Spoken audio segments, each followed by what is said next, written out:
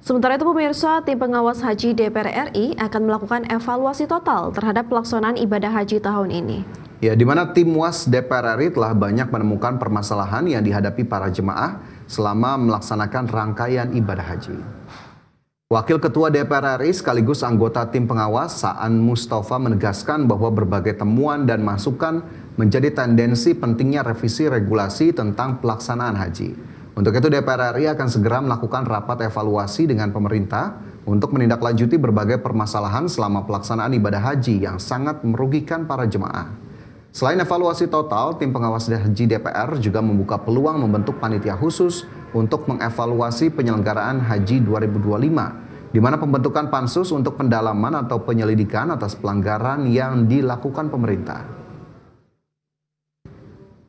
Memang banyak juga laporan ya yang saya terima ya, dari para jamaah, dari kloter-kloter, dan rata-rata ini terkait dengan soal-soal teknis ya.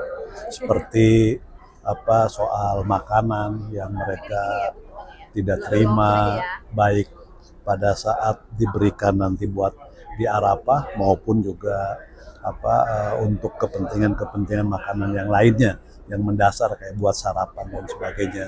Nah, yang kedua, mereka sudah siap berangkat, ada yang laporan sampai tadi malam mereka sudah hampir beberapa jam 4 pagi mereka belum juga mendapatkan tenda. Jadi banyak kan mulai evaluasi dari sisi payung hukumnya ya, dari regulasi dan sebagainya. Nanti regulasinya kita lihat, apalagi misalnya sekarang kan ada sistem baru misalnya di Arab Saudi sendiri ya, dengan sistem yang hari ini kita lakukan, syarikah juga banyak, maka kemampuan kita untuk bisa beradaptasi dengan cepat itu menjadi hal yang penting.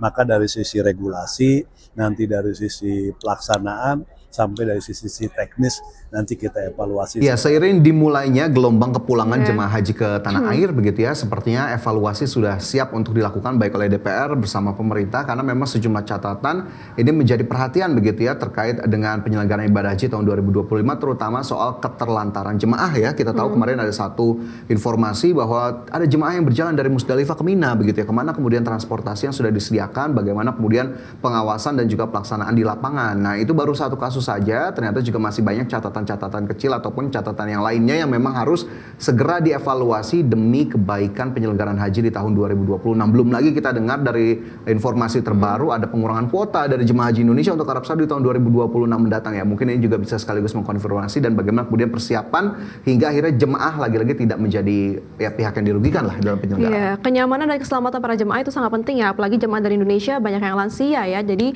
sangat penting untuk keselamatan para jemaah haji. Dan harapannya evaluasi ini tidak hanya menjadi catatan tahunan ya, tapi juga ditindaklanjuti secara konkret untuk ke depan, perbaikan ke depannya gimana.